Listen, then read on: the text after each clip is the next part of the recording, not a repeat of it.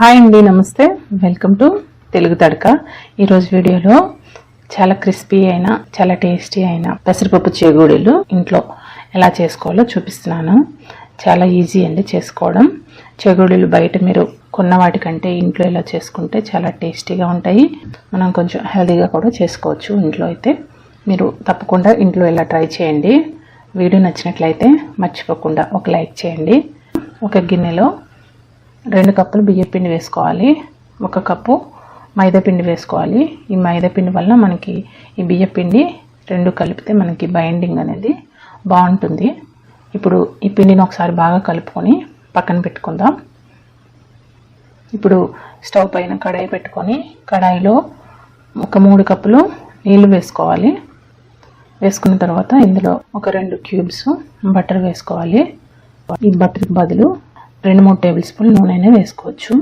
ఇప్పుడు ఇందులో తగినంత ఉప్పు, 1 టీ స్పూన్ కారం వేసుకోవాలి. వేసుకున్నాక నీళ్ళు అనేవి ఇలా బాగా కాగాలన్నమాట. ఇందులో మనం ముందుగా కలుపుకున్న పిండిని వేసుకోవాలి. వేసుకొని ఫ్లేమ్ని సిమ్లో పెట్టి ఈ పిండిని చక్కగా గరిటెతో కలుపుకోవాలి. ఇలా మొత్తం కలవదు. ఇలా కలుపుకున్నాక లైట్గా ఇలా కలుపుకున్న తర్వాత మూత పెట్టి ఒక 10 నుంచి 15 నిమిషాల వరకు రెస్ట్ ఇవ్వాలి. ఒక 15 నిమిషాల తర్వాత ఈ పిండిని ఒక పెద్ద పళ్ళెంలో వేసుకొని ఈ నీళ్ళు అనేవి నార్మల్ వాటర్, ఇది వేడి నీళ్ళు అవసరం లేదు. ఈ నీళ్ళతో కొద్దిగా ఇలా చల్లుకొని పిండిని కలుపుకోవాలి. నీళ్ళు అనేవి ఎక్కువ పట్టవు. మనం చూసుకొని కొద్దిగా చల్లుకొని కలుపుకోవాలి. ఈ పిండిలో ఉన్న ఉండలు మొత్తం ఇలా కొంచెం నీళ్ళు వేసుకొని బాగా ఉండలు లేకుండా బాగా ఇలా కలుపుకోవాలి. ఇలా కలుపుకోవడం వల్ల మనకి చేగూడీలు గుల్లగా క్రిస్పీగా వస్తాయి. పిండిలోని ఉండలు లేకుండా చూడండి ఈ విధంగా కలుపుకోవాలి. చూడండి పిండి ఇలా సాఫ్ట్గా ఉండాలి, మరి గట్టిగా ఉండకూడదు. ఇప్పుడు ఈ పిండి నుంచి కొంచెం ఇలా ముద్దలు తీసుకొని పిండి ముద్ద ఆరిపోకుండా మూత పెట్టి పక్కన పెట్టుకోవాలి. ఇలా చిన్న ముద్దలుగా తీసుకొని ఇలా చపాతీ పీట పైన ఇలా పెట్టి రోల్ చేయాలి. మరి లావుగా కాకుండా మరి సన్నంగా కాకుండా ఉండాలి. ఈ విధంగా చూడండి. ఇక్కడ నానబెట్టిన పెసరపప్పు తీసుకున్నాను. పెసరపప్పుని ఫస్ట్ 1-2 సార్లు బాగా కడుక్కొని 1 గంట పాటు నానబెట్టుకోవాలి. గంట తర్వాత నీళ్ళని వంచేసి పొడి క్లాత్ పైన ఆరబెట్టి తీసుకోవాలి. పెసరపప్పుని తడి అనేది ఉండకూడదు. ఈ పప్పు పైనుంచి పిండిని మరొకసారి ఇలా ప్రెస్ చేస్తూ ఇలా కొంచెం ఒత్తుకుంటూ పప్పును ఒత్తుకుంటూ రోల్ చేయాలి. చేశాక 2 జాయింట్స్ని ఇలా కలుపుకొని చెగోడీల షేపు ఇలా ఇచ్చుకోవాలి. మరొకసారి చెగోడీకి ఇలా మరొకసారి అద్దుకోవాలి పప్పుని. అప్పుడు మనకి ఆయిల్లో ఫ్రై చేసినప్పుడు పప్పు అనేది ఊడిపోకుండా ఉంటుంది. చూడండి ఈ విధంగా మనం అన్నిటినీ చేసుకోవాలి. అన్నీ ఒకే సైజుగా ఇలా పప్పు ఎక్కువగా ఒత్తుకుంటే మనకి పప్పు చెగోడీలకి టేస్ట్ అనేది బాగుంటుంది. ఇలా అన్నీ ఒకే సైజ్ చేసుకొని పక్కన పెట్టుకొని వీటిని వేయించుకోవాలి. ఇప్పుడు పప్పు చెగోడీలు వేయించుకోవడానికి నూనె అనేది మరీ వేడిగా ఉండకూడదు, మీడియం హీట్లో ఉండాలి. చూడండి ఈ విధంగా మీడియం హీట్లో ఉన్నప్పుడు చెగోడీలని ఒక్కొక్కటిగా ఇలా వేసుకొని సైడ్ నుంచి ఒక 4 నుంచి 5 నిమిషాల వరకు కదపకూడదు. ఒక 5 నిమిషాల తర్వాత ఇలా గరిటె పెట్టి కలుపుకుంటే మనకి పప్పు అనేది ఆయిల్లో పడకుండా చెగోడీ అనేది విరగకుండా ఉంటుంది. ఒక 5 నిమిషాల తర్వాత ఇలా 2 వైపులా తిప్పుకొని మీడియం ఫ్లేమ్లో వేయించుకోవాలి. ఒక 80% వేగిన తర్వాత పక్కకు తీసుకోవాలి. ఇలా పక్కకు తీసుకున్న తర్వాత మళ్ళీ 2వ వాయ అదేవిధంగా మీడియం ఫ్లేమ్లో వేయించుకొని 2వ వాయ కూడా 80% ఫ్రై అయిన తర్వాత మనం ముందు వేయించుకున్నాం కదా, వీటిని కూడా ఇలా వేసుకోవాలి. ఈ 2 వాయుల్ని ఇలా కలిపి మళ్ళీ మీడియం ఫ్లేమ్లో వేయించుకోవాలి. ఇలా వేయించుకోవడం వల్ల మనకి ఈ పప్పు చెగోడీలు ఎక్స్ట్రా క్రిస్పీగా వస్తాయి అన్నమాట. ఇలా కొంచెంసేపు వేగిన తర్వాత వీటిని కూడా ఇలా మంచి కలర్ వచ్చిన వరకు వేయించుకొని 2 వాయుల్ని కలిపి ఇలా తీసుకుంటే మనకి చాలా క్రిస్పీగా వస్తాయి. బయట షాపుల వాళ్ళు కూడా ఇలాగే వేయిస్తారు.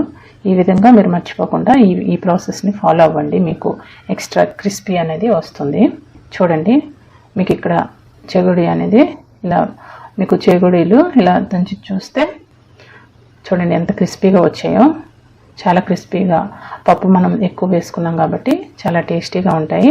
ఇంట్లో ఇలా హైజీనిక్గా చేసుకోవచ్చు, కొంచెం హెల్తీగా ఇలా చేసుకోవచ్చు. తప్పకుండా ఇంట్లో ట్రై చేయండి.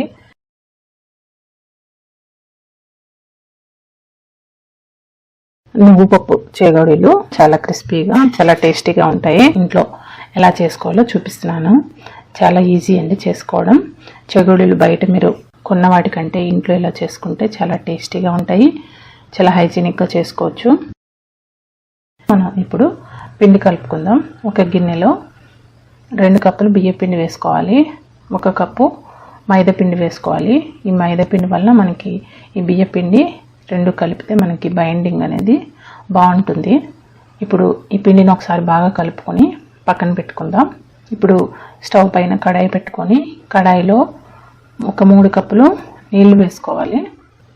వేసుకున్న తర్వాత ఇందులో ఒక 2 క్యూబ్స్ బటర్ వేసుకోవాలి. ఈ బటర్కి బదులు 2-3 టేబుల్ స్పూన్ నూనె వేసుకోవచ్చు.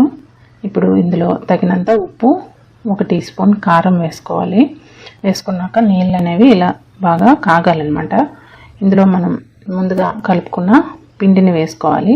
వేసుకొని ఫ్లేమ్ని సిమ్లో పెట్టి ఈ పిండిని చక్కగా గరిటెతో కలుపుకోవాలి. ఇలా కలుపుకున్న తర్వాత ఇప్పుడు స్టవ్ ఆఫ్ చేసుకొని ఈ పిండిని మూత పెట్టి ఒక 15 నిమిషాల పాటు వదిలేయాలి. 15 నిమిషాల తర్వాత ఒక పెద్ద పళ్ళెంలో కలుపుకోవడానికి వీలుగా ఉండే పళ్ళెంలో వేసుకొని నార్మల్ వాటర్ ఇది వేడి నీళ్ళు అవసరం లేదు. ఈ నీళ్ళతో కొద్దిగా ఇలా చల్లుకొని పిండిని కలుపుకోవాలి.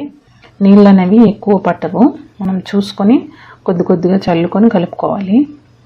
ఈ పిండిలో ఉన్న ఉండలు మొత్తం ఇలా కొంచెం నీళ్ళు వేసుకొని బాగా ఉండలు లేకుండా బాగా ఇలా కలుపుకోవాలి. ఇలా కలుపుకోవడం వల్ల మనకి చేగోడీలు గుల్లగా క్రిస్పీగా వస్తాయి. పిండిలోని ఉండలు లేకుండా చూడండి ఈ విధంగా కలుపుకోవాలి. చూడండి పిండి ఇలా సాఫ్ట్గా ఉండాలి, మరి గట్టిగా ఉండకూడదు. ఇప్పుడు ఈ పిండి నుంచి కొంచెం ఇలా ముద్దలు తీసుకొని పిండి ముద్ద ఆరిపోకుండా మూత పెట్టి పక్కన పెట్టుకోవాలి. ఇలా చిన్న ముద్దలుగా తీసుకొని ఇలా చపాతీ పీట పైన ఇలా పెట్టి రోల్ చేయాలి. చూడండి ఈ విధంగా మరి లావుగా కాకుండా సన్నగా కాకుండా ఈ విధంగా ఒత్తుకున్న తర్వాత ఈ నువ్వు పప్పుని కొద్దిగా ఇలా చేతితో వేసుకొని ఇలా కొద్దిగా పీట పైన వేసుకొని ఈ పిండిని ఇలా నువ్వు పప్పు పైన రోల్ చేసుకోవాలి. ఇలా నువ్వుల్ని ఇలా ఒత్తుగా వేసుకొని ఇలా ప్రెస్ చేస్తూ రోల్ చేసుకోవాలి. 2 ఈ జాయింట్స్ని ఇలా కలుపుకొని చెగోడీల షేపు ఇలా ఇచ్చుకోవాలి. మరొకసారి చెగోడీకి ఇలా మరొకసారి అద్దుకోవాలి పప్పుని. అప్పుడు మనకి ఆయిల్లో ఫ్రై చేసినప్పుడు పప్పు అనేది ఊడిపోకుండా ఉంటుంది. చూడండి ఈ విధంగా మనం అన్నిటినీ చేసుకోవాలి. ఇలా అన్నీ ఒకే సైజ్ చేసుకొని పక్కన పెట్టుకొని వీటిని వేయించుకోవాలి. నూనె అనేది మరీ వేడిగా ఉండకూడదు. ఈ విధంగా మీడియం హీట్లో ఉన్నప్పుడు చేగోడీల్ని ఒక్కొక్కటిగా ఇలా వేసుకొని సైడ్ నుంచి ఒక 4 నుంచి 5 నిమిషాల వరకు కదపకూడదు.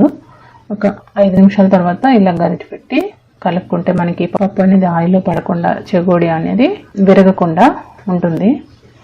ఒక 5 నిమిషాల తర్వాత ఇలా 2 వైపులా తిప్పుకొని మీడియం ఫ్లేమ్లో వేయించుకోవాలి. ఒక 80% వేగిన తర్వాత పక్కకు తీసుకోవాలి. ఇలా పక్కకు తీసుకున్న తర్వాత మళ్ళీ రెండో వాయ అదేవిధంగా మీడియం ఫ్లేమ్లో వేయించుకొని రెండో వాయ కూడా 80% ఫ్రై అయిన తర్వాత మనం ముందు వేయించుకున్నాం కదా వీటిని కూడా ఇలా వేసుకోవాలి. ఈ 2 వాయుల్ని ఇలా కలిపి మళ్ళీ మీడియం ఫ్లేమ్లో వేయించుకోవాలి. ఇలా వేయించుకోవడం వల్ల మనకి చెగోడీలు ఎక్స్ట్రా క్రిస్పీగా వస్తాయి అన్నమాట. ఇలా కొంచెంసేపు వేగిన తర్వాత వీటిని కూడా ఇలా మంచి కలర్ వచ్చిన వరకు వేయించుకొని 2 వాయిల్ని కలిపి ఇలా తీసుకుంటే మనకి చాలా క్రిస్పీగా వస్తాయి. బయట షాపుల వాళ్ళు కూడా ఇలాగే వేయిస్తారు. ఈ విధంగా మీరు మర్చిపోకుండా ఈ ప్రాసెస్ని ఫాలో అవ్వండి. మీకు ఎక్స్ట్రా క్రిస్పీ అనేది వస్తుంది. చాలా క్రిస్పీగా పప్పు మనం ఎక్కువ వేసుకున్నాం కాబట్టి చాలా టేస్టీగా ఉంటాయి. ఇంట్లో ఇలా హైజీనిక్గా చేసుకోవచ్చు, కొంచెం హెల్తీగా ఇలా చేసుకోవచ్చు. తప్పకుండా ఇంట్లో ట్రై చేయండి. వీడియో కనుక నచ్చినట్లయితే మర్చిపోకుండా లైక్ చేయండి. లైక్ చేసి సబ్స్క్రైబ్ చేసుకోండి. Thank you so much for watching. Bye.